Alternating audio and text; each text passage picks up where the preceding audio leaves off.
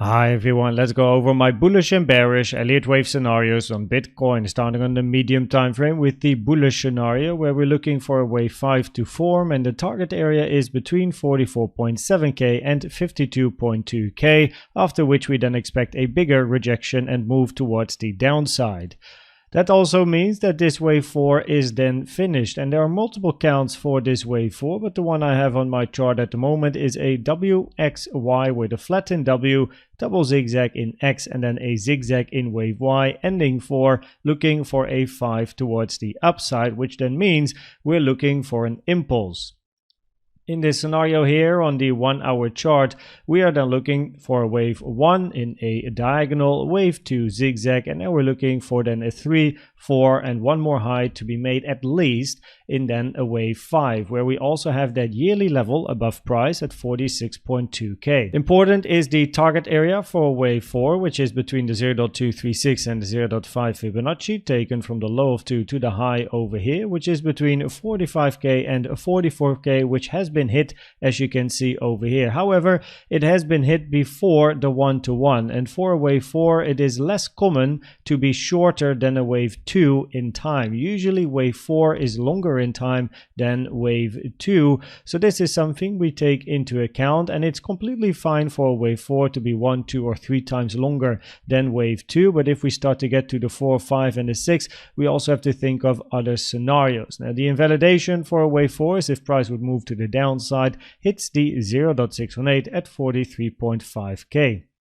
Very locally, we have hit the 886 here during the first retracement, and then a potential 1, 2, 3, right? However, more locally, the 886 has been hit during the first retracement to the upside, and the 886 is a common target for a wave B and a wave X, and it is a rare target for a wave 2, which therefore increases the probabilities that the move that we had to the downside is a corrective structure in a wave C or a wave Y, which therefore means probabilities on the micro here very locally are then higher to still move towards the upside and see higher prices.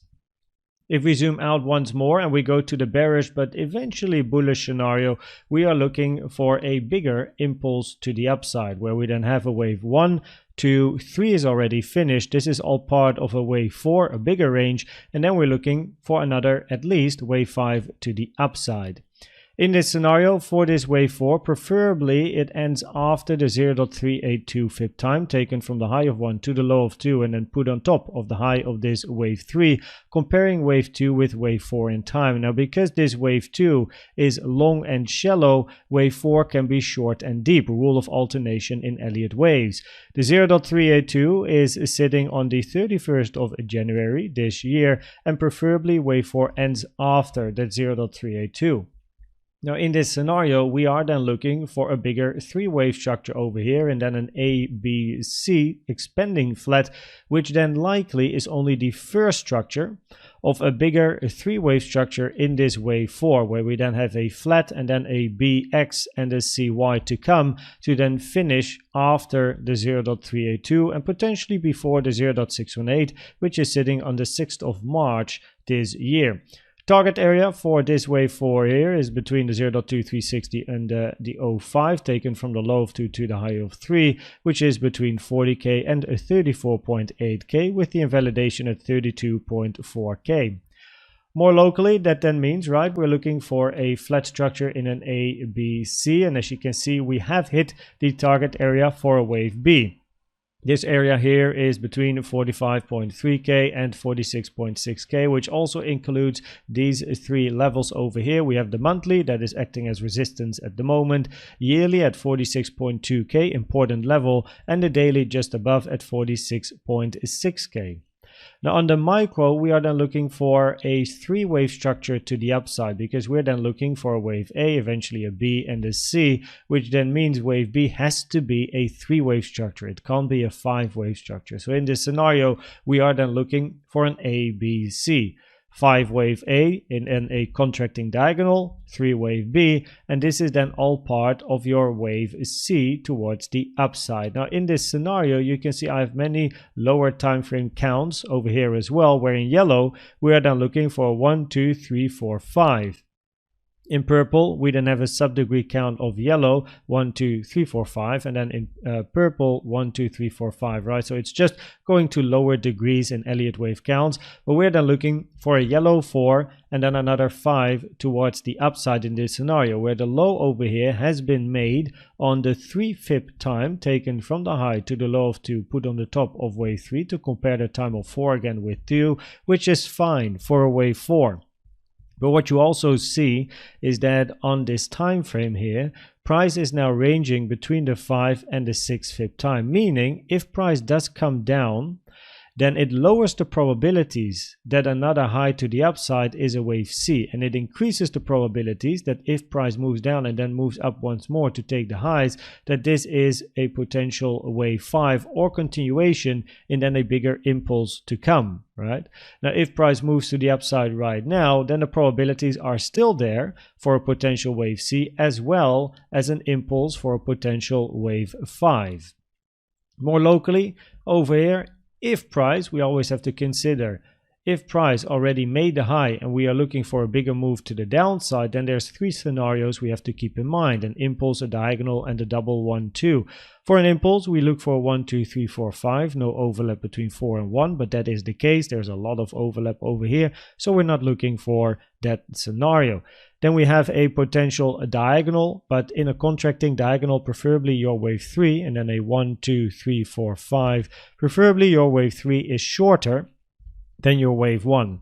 However, in this case, the 1-to-1 has been passed, meaning this wave 3 is longer than wave 1, which thus lowers the probability for a diagonal structure. And if we then look for a double 1-2 and a 1-2-1 and then somehow another 2 and then a 3 to the downside, also lowers the probabilities because of the length of this range over here. Now, it has to be said that price over here moved to the 886, right? And as explained, higher probabilities for B or X compared to 2, but in a diagonal, the 886 is a target for a wave 2. It's still not high probabilities, but it is something we have to consider. And I do like to keep an eye on the CVD divergences also in this range over here. Now, more locally, when we look at the lows here as well, then important is that this low here has been taken.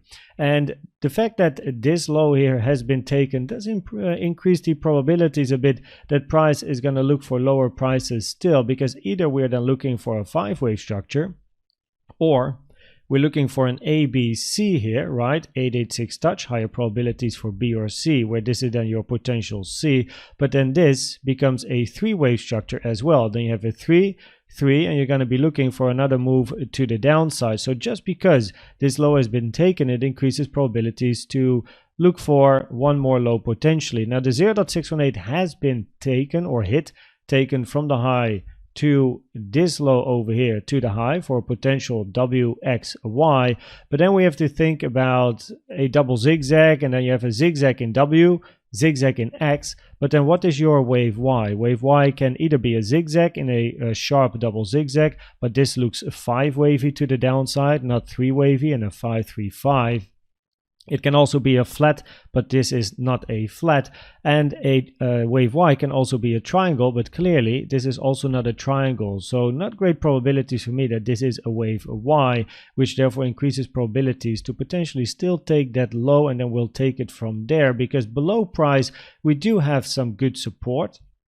We have the white box here sitting between 44K and 44.4K, which also includes the value area high of this range over here. We have currently above price the monthly, the yearly, and the daily, as mentioned earlier. And it is important that you don't see price moving back inside this range. If we move below the value area low and we find acceptance here, then the probabilities are very high that we're going to see lower prices. Now, if we look at the CVD divergences, we do have locally some bullish CVD divergences here, higher low in price, lower low on the CVD, as you can see over here on the blue line, that is with that order block here. Higher low in price, but look on blue, lower low on the CVD, so that is some bullish CVD divergences.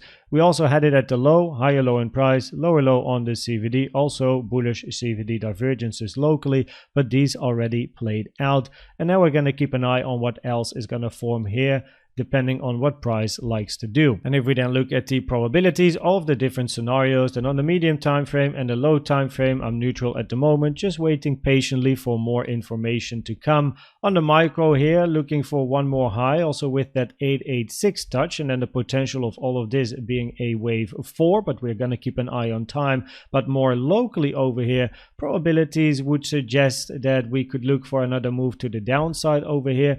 I also had this box on the chart, actually forgot to talk about it, but if this is the low and you're looking for bullish continuation, you want to see an impulse diagonal or double 1-2. This is again not an impulse, there's a lot of overlap over here, so we then have to think about a diagonal or a double 1-2. Diagonal is an option in a 1-2 and then 1, 2, 3, 4 and then a 5, but you want to see this high taken at least once more. This move up is shorter in price than this move, so it at least has that, right?